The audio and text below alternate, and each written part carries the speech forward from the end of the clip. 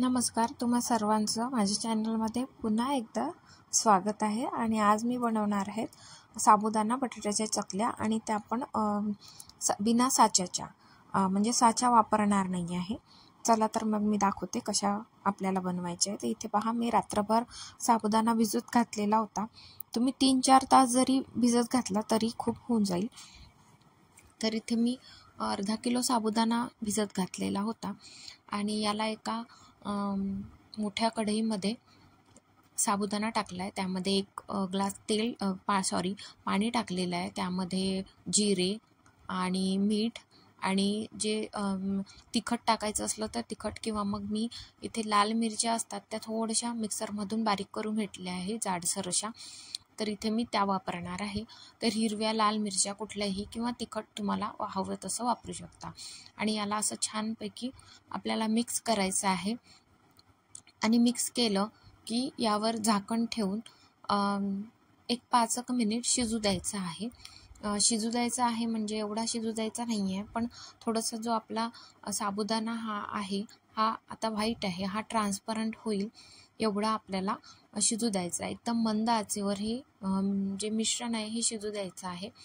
आणि याने काय होतं, ज्या बटाट्याच्या चकल्या आहेत तर हे जे साबुदाणा आपण भिजवतो आणि भिजवून जेव्हा असा एक वाफ काढून घेतो ना, इथे पहा आता ट्रान्सपरंट झालेला आहे साबुदाणा, याचा अर्थ इथे छान आपला शिजलेला आहे साबुदाणा. आणि जेव्हा ही चकली आपण तळतो तेव्हा इतक्या छान अशा फुलतात ना. त्यामुळे अशा पद्धतीने यावर्षी तुम्ही नक्की करून पहा. एक वेगळीच पद्धत आहे. आणि त्याचबरोबर तुमच्याकडे साचा जरी नसला चकलीचा, तरी एक ट्रिक दाखवणार आहे मी. त्या पद्धतीने तुम्ही केलं तर साचा नसला तरी तुम्ही ह्या चकल्या बनवू शकता. तर अर्धा किलो साबुदाण्याला मी अर्धा किलोच बटाटे घेतलेले आहे. आणि भगर वगैरे बाकी आपल्याला काहीच घ्यायचं नाही आहे, फक्त साबुदाणा आणि बटाटा घेतला आहे. आणि हा जो बटाटा आहे हा छान उकळून घेतलेला होता मी. त्यानंतर थंड करून त्याला किसणीने बारीक किसून घ्यायचा आहे. स्मॅश करायचं नाही आहे, किसून घ्यायचं आहे, जेणेकरून ते जे आपण चकल्या पाडू तर त्याच्यात मध्ये येणार नाही. आणि अशा पद्धतीने याला पुन्हा एकदा मिक्स करायचं आहे. फक्त मी यामध्ये बटाटा, साबुदाणा, मीठ, जिरे आणि लाल मिरची जी होती ती मिक्सरमध्ये थोडीशी वाटून अशा पद्धतीने मी त्याचं म्हणजे मी पावडर करून घेतलं आहे लाल मिरचीचं, आणि ते टाकलं आहे.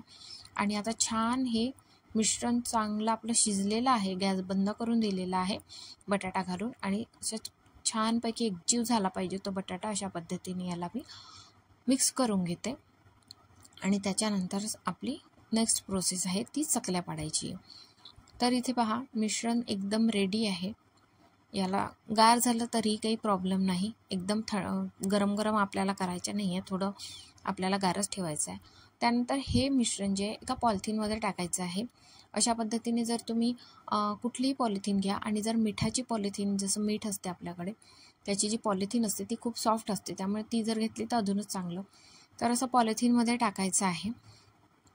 आणि एका कडेने बारीक कोणत्याने असं छिद्र पाडून घ्यायचं आहे.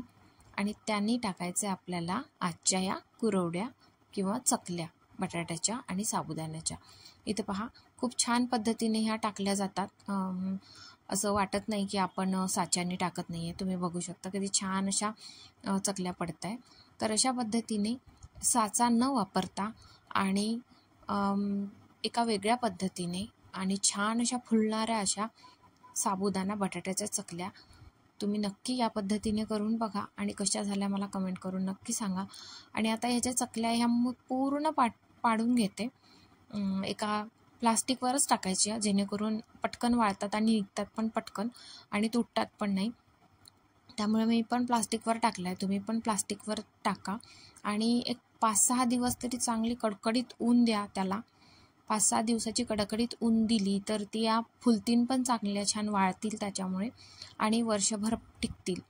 त्यामुळे याला 5-6 दिवस आता मी छान कडकडीत ऊन देते. आणि जेव्हा वाळल्या की मग त्या तळून पण मी तुम्हाला दाखवते. चला मग, आता इथे आपल्या चकल्या काढून झालेल्या आहे.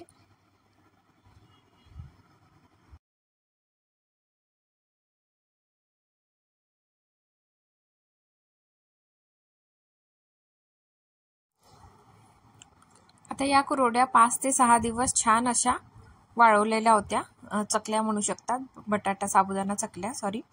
आणि याला आम्ही छान 5-6 दिवस वाळवल्यावर आता पहा इथे किती छान अशा कडकडीत वाळलेल्या आहे, हाताने पटकन तुटतात. चला आता मी तुम्हाला दाखवते याला तळून. आता इथे आपल्याला एक एक घेऊन तळायचे, जास्त तेलामध्ये तळायची नाहीये, कारण जास्त तेल असलं आणि जास्त गरम झालं की मग ते फुलत नाही आणि काळपट होते.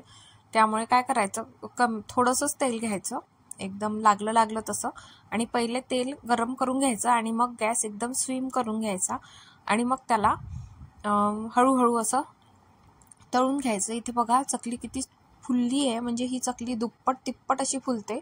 पाहू शकता तुम्ही किती छान अशा फुलल्या आहे. आणि भरपूरदा काय होते, तुम्ही तुमचं जे साबुदाणा असतो चकलीमधला तर हा तसाच कडक कडक लागतो, पण अशा पद्धतीने जर चकल्या केल्या तर साबुदाणा पण छान फुलतो आणि एकदम दातात अटकत नाही, काही नाही, छान खुसखुशीत अशा चकल्या होतात. तर कशी वाटली रेसिपी मला कमेंट करून नक्की सांगा. माझ्या चॅनलला सबस्क्राईब केलं नसेल तर सबस्क्राईब करा आणि व्हिडिओला लाईक करा. तोपर्यंत भेटूया नेक्स्ट व्हिडिओमध्ये.